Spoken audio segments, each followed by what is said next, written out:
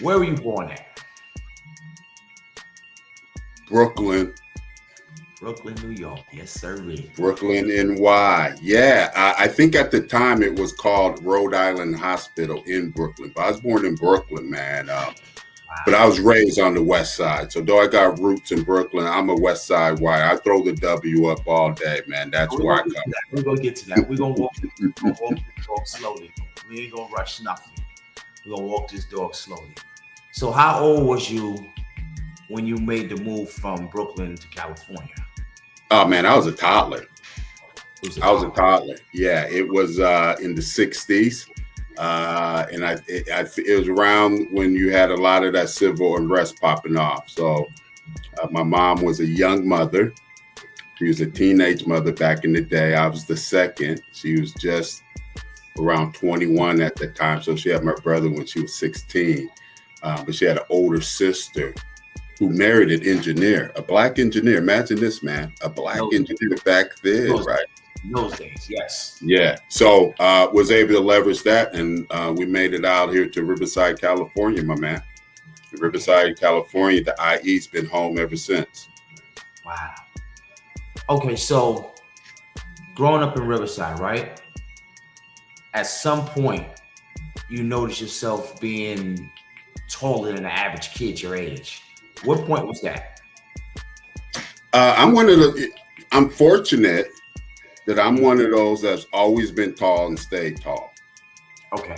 right? Because we've seen those cats, Yeah. right? That. So, but Hmm. here's the thing: I was always tall, but I wasn't physically um, Built. advanced than everybody else. We seen those dudes, right? I remember I had a guy in the eighth grade, man. He had a full beard. I couldn't do this until I was in my 30s. I couldn't Uh-huh. even get like this bushy stuff. I Uh, can't even grow that bushy stuff, right? you Because gotta I get can't get perfect. nothing down here, man. This is probably the best I can do. So I was always one of the tallest throughout Hmm. my life, but I physically developed with everybody else. Mm. Mm. So, at what age did you pick up the basketball?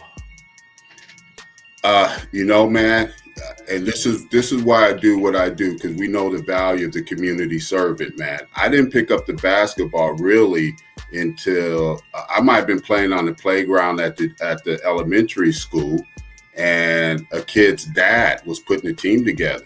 Mm. He's like, "You're tall, Hmm. and he pulled me in, and That's like right. you, Hmm.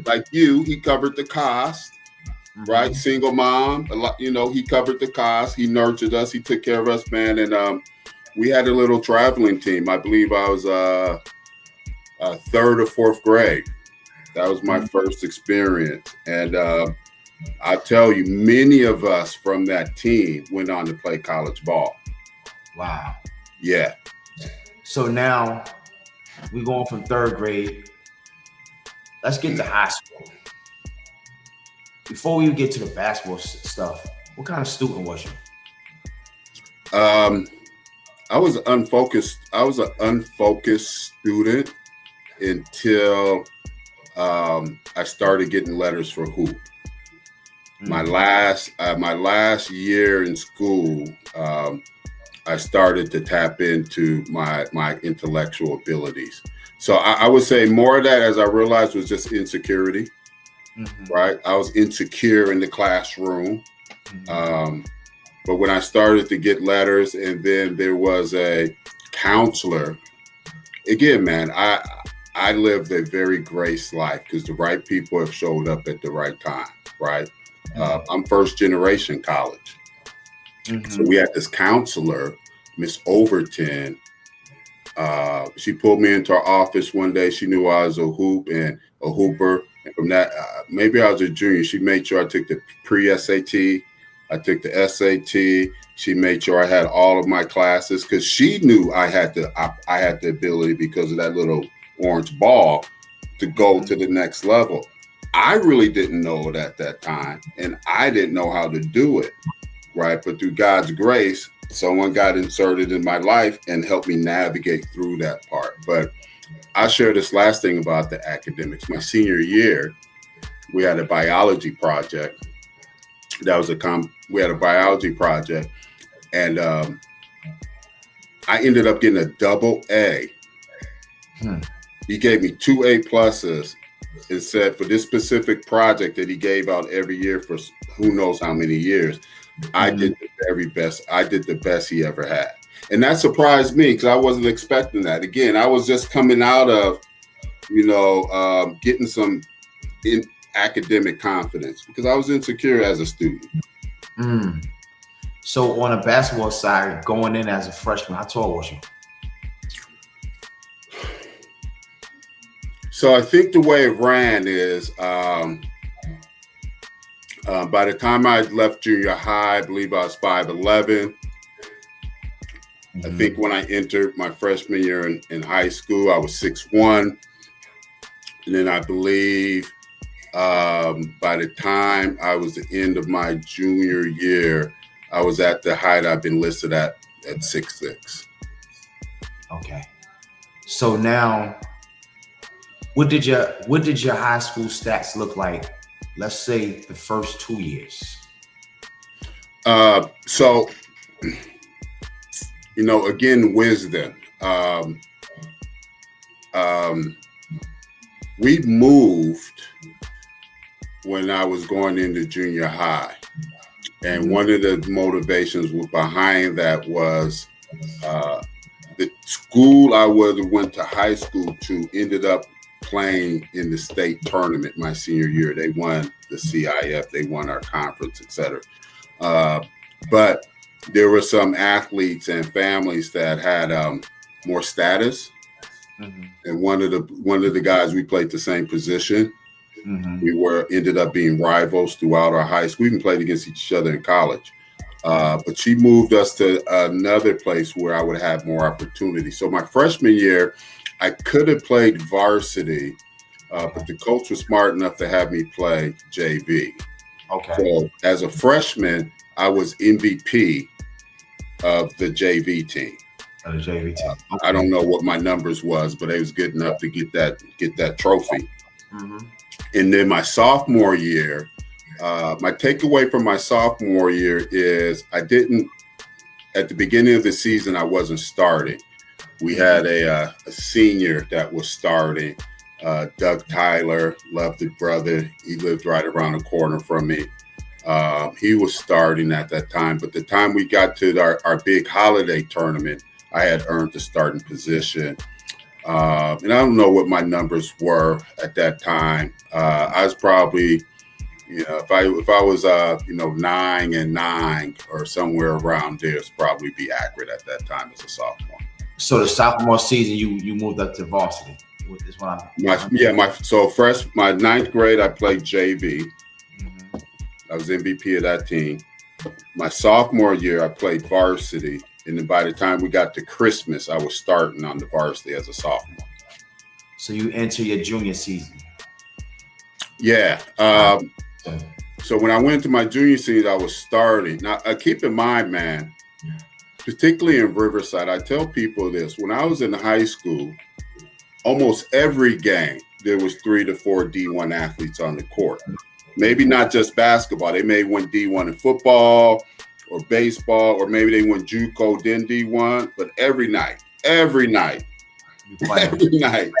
athletes. Yeah. And I think 80% of the guys I played with my junior year, because we had some, counting the seniors, 80% of those guys went on to play college sports in some form or fashion, be it basketball, baseball, football. Okay, so what's the name of that conference that you played? At that time, it was the Ivy League. They done switched it up now, so I don't even know if it's still the Ivy League. But the teams the high schools that played in the conference I played in, it's all moved around now. Some are playing in the higher division now. Others are playing in low division. But at that time, it was the Ivy League. Played against Reggie Miller in high school. So played against him for a couple of years. Again, man, I had excellent. I mean, every day in practice I was going against the guys. And more importantly, then just to add another caveat, is the area I grew up is called Hillside, and we had a park called Nichols Park. My mom always knew where I was. right? Yeah. And it was old school. So, and what I mean by that is it was at an era where, the OGs didn't let me do anything stupid, so there was no smoking, no drinking. They kind of shielded you. And then I was playing against men since the 8th grade, man. 7th, 8th grade, I was playing against men. So by the time I became a junior and senior in high school, man, I was 6'6", and I was a man out there with those kids. Okay. So let's talk about Reggie for a second. Is he like your senior, same age, or what? No, he's a year older. He's a year older. Yeah, he's a year older. What was the vibe about him? What was the buzz in Riverside? I think back at that time, it's interesting. So there's two levels to it. From a high school perspective, I wouldn't necessarily say I was at the hood high school, but I was at the high school that was more blue collar, if you would. And Reggie went to the high school that if we had a high school that was going to be the white collar, money school, that's the school he went to. So as a player, he kind of carried himself with some of that arrogance and confidence. But also simultaneously, I played with him on a summer league team one summer. That was the summer I started. That was going into my junior year. And after playing that summer, I started getting all types of letters. So we actually played, and at times would travel. Did we travel? A couple of times we would travel down to Orange County and play in Izzy Washington Slam and Jam youth league back in that day. I think it was at Dominguez High School at that time. Okay. So did they call him Reggie, or did they refer to him as we out here on the East Coast as Cheryl Brother?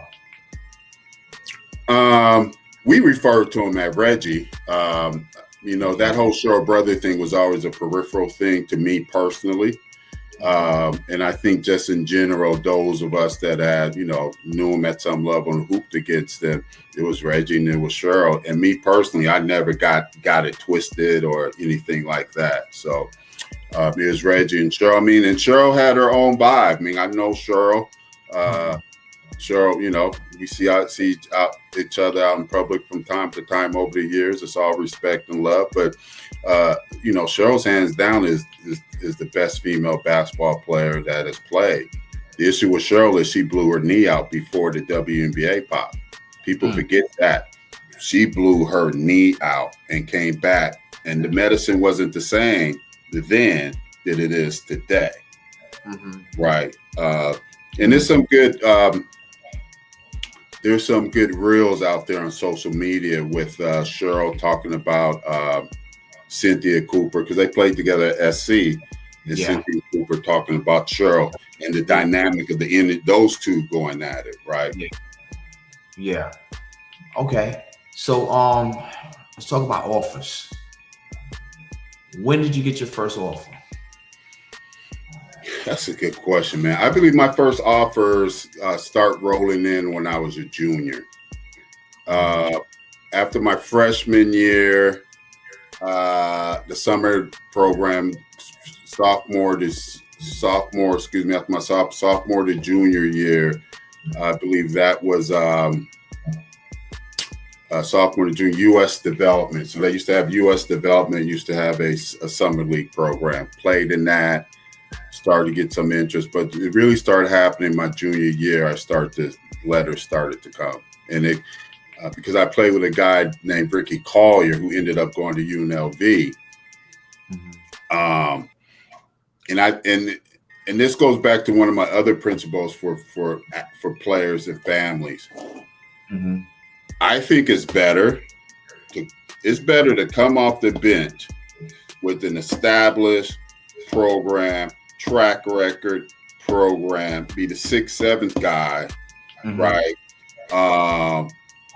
With a team of dogs, than be the man on once every 10 years program. No one really knows your coach, and when you leave, this program's going to go back down to what it was. Right? That reputation of being in that environment, I think, bodes well. So the fact that I had someone on my team that was getting recruited heavily gave me some shine for people to see what I could do, was kicked off my recruiting. And then we did the summer thing as well. So when the first letter came out, right? The first letter, you see the first letter. Wow. Was your reaction, I knew it was coming, I'm surprised, or thank God? You know, that's a good question. The way I framed my walk with basketball at that time is I did not, as kids are today, I don't think I locked in on, let me rephrase this.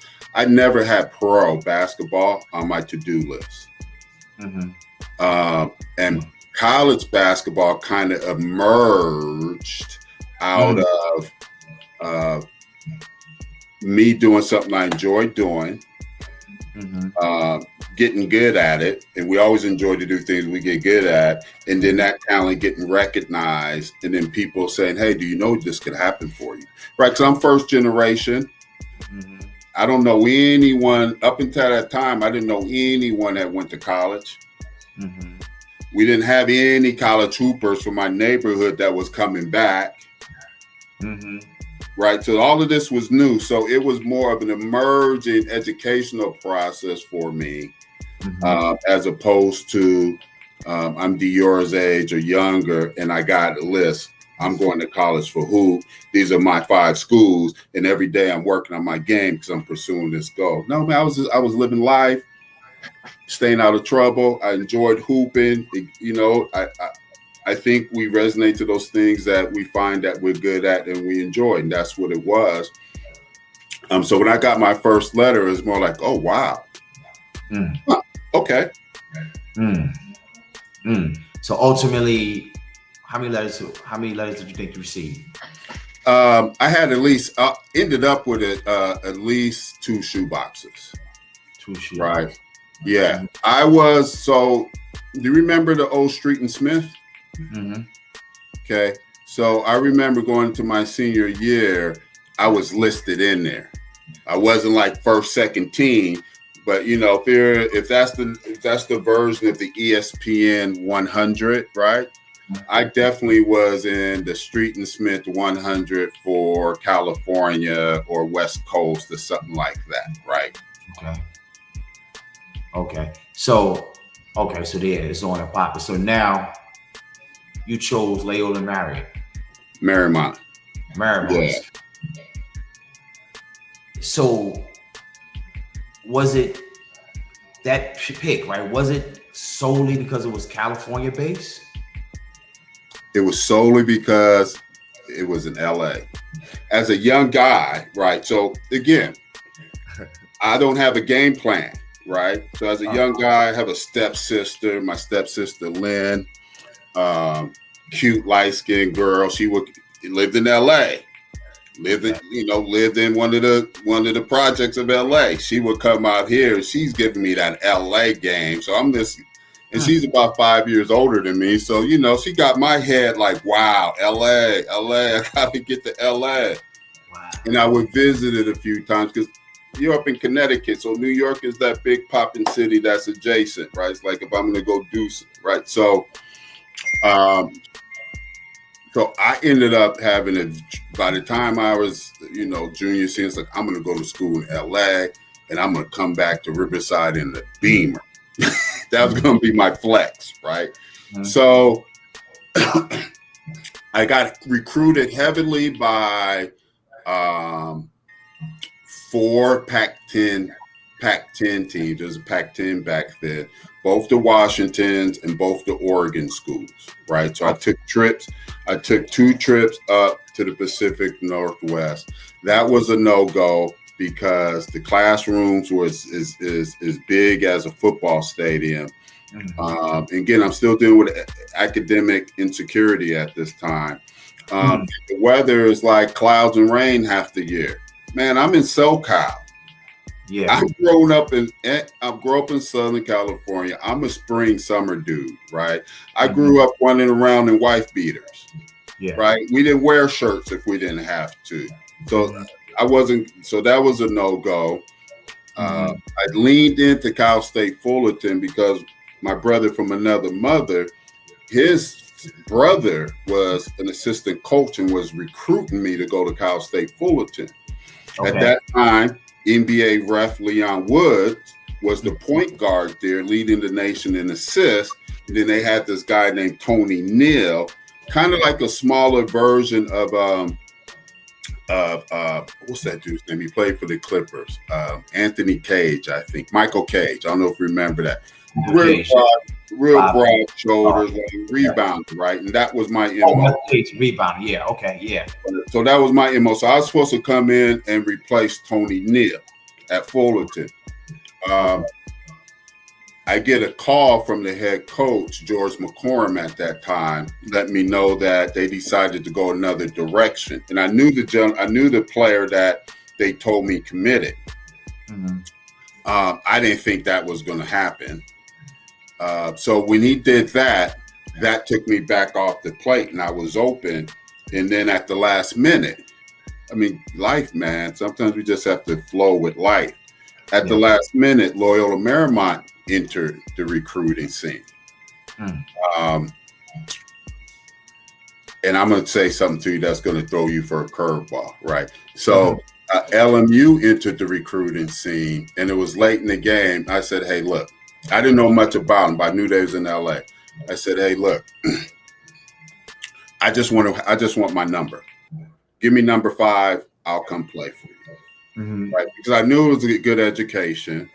It's a Jesuit school, so that's Georgetown, that's Boston College, that's Gonzaga, that's Loyola Chicago. Jesuits don't play when it comes to education. So I knew I was going to get a good education, and I was going to be in LA. I'm winning. Kid from Riverside, didn't grow up with any aspirations with this ball. This ball's opening doors I didn't think it was going to open. I'm rolling with it. But during my recruiting, I turned down a scholarship to Kansas. Larry Brown was in my living room. Now, this is where the importance of having fathers in your life that are engaged with what you're doing. Because I had men in my life, and I actually had a family surrogate coach in the house with me. His name was, rest in peace, Coach Gorm. And he sat in on that particular recruiting trip with Larry Brown. And believe it or not, man, I wasn't that up on Kansas. Okay. I wasn't really up on Kansas. So I wasn't really clear on the benefits of it. And come to find out, 4 years later, while I played on a historic LMU team, Kansas and Danny Manning win the national championship. Yes. So I think God had it. Either way, he had it laid out for me to have a good basketball experience. And even when you think about, I know we're going to get there, when we think about Naismith and the stuff I've done around the game, to think that Naismith was the first coach at the University of Kansas. Wow. So I ended up at Loyola Marymount University, and it was a great decision. Okay, before we get there, though, let's just assume that there was no scholarships. What would you have done after high school? What other interests did you have?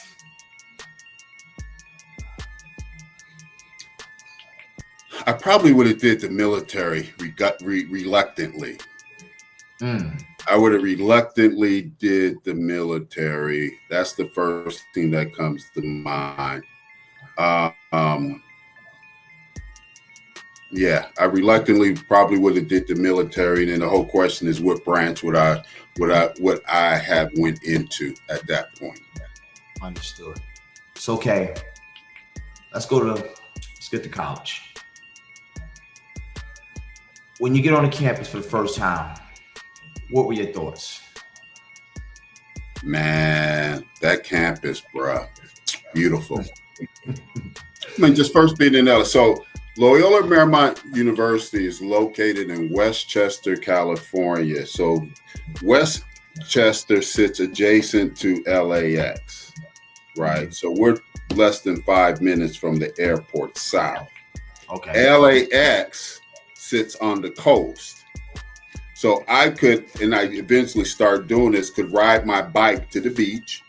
Mm-hmm. And I could go south and ride my bike to Venice Beach. Yes, that Venice Beach. Mm-hmm. Right, that's how close we were. Or I could go north and go up to the Manhattan Beach, the Redondo beaches, right? All well-known international locations. And it sits on a bluff. So what that means is we could walk out to the edge of this cliff and look over the marina of the South Bay. Wow. And it's literally a garden in the middle of the city, Loyola Marymount's campus. It's beautiful, well kept, and I was just excited, man. First time living on my own, being out the house. Mm-hmm. I'm ready to go. I'm ready to go. So what conference was you playing in? At that time is the WCAC, which at least now I think it's still the WAC. So pretty much much hasn't changed until recently. So it was Gonzaga, St. Mary's, University of San Diego, University of San Francisco, Santa Clara, us, Pepperdine. I might be missing one. That's 7. Thinking there's 8. So that was the gist of the league, and some good hoopers. Steve Nash played at Santa Clara. Mm-hmm. Did he play? Yeah, he did play Santa Clara. John Stockton played at Gonzaga. Yes. Right. And these guys just left. I think Steve Nash came after I graduated. Mm-hmm. John Stockton definitely came a few years before, so he graduated just before I came. For LA folks, we had Anthony Fredericks, Buddha out at Pepperdine, Dwayne Poley. We had some players, and St. Mary's and Gonzaga weren't what they are today back then. Mm-hmm. So, in your high school conference, how many guys came out of there that was playing in that same college conference with you? At least that's a good question. I was just thinking about that the other day. Yeah, 1, 2, 3, 4. Off the rip, I want to say 4, if not 6. 4 to 6. Yeah. So you coming into the program, right? What is the state of the program previously? Let's just go to the previous year. What is the state of the program previously? Let's talk about the recruiting class. What year is this you came into your first year of college? So I graduated in 84. So this is 84, 85. The coach Ed Gorgon was the coach at that time. Mm-hmm. And they were coming off, I think, their 4th losing season. Mm-hmm. And that year, the recruiting class was mixed. The recruiting class had 5 dudes. 2 of us ended up starting on that senior team, and I think both. Did Mike end up starting his sophomore year? Freshman year? Well, there's 2, and then we had a third guy who, if he would have stayed, it would have been very interesting. His name was he was a cat out of he's a guy out of Michigan, had connections, went to the same school that Irvin Johnson went to, had a relationship with Irvin Johnson. Then he came to our school. Uh-huh. But then the next year, when Coach Gorgon left and Coach Westhead came in, he felt uncomfortable. Really? I can't really go down that rabbit hole on actually what transpired, but ultimately he ended up transferring Because he just felt the cards wouldn't be stacked in his favor. And at that same time, another brother from another mother, who I grew up with peripherally from Riverside, also came, and they played the same position. My dude was a better athlete, but the other dude was way more skilled and could shoot out the ball. Okay. We went down our freshman year, we went down to U of A. He lit Kerr up. Lit him up. Okay. Lit him up. How did you, before we begin to how you do, what was the style of play? What was the system with that freshman coach?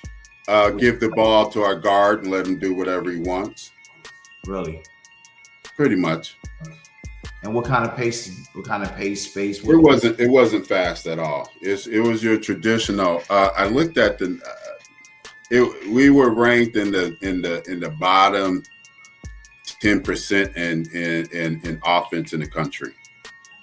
And defensively, what was y'all doing? Y'all was man, y'all was zoning. What was y'all playing? Good question. I recall man. I don't recall us doing zone, but if we ran some zone, I wouldn't be surprised. Okay. So, needless to say, you guys didn't have a good season, your freshman season. Oh no, we went, I think, 11-17. We had a losing season that year. Dusty got fired.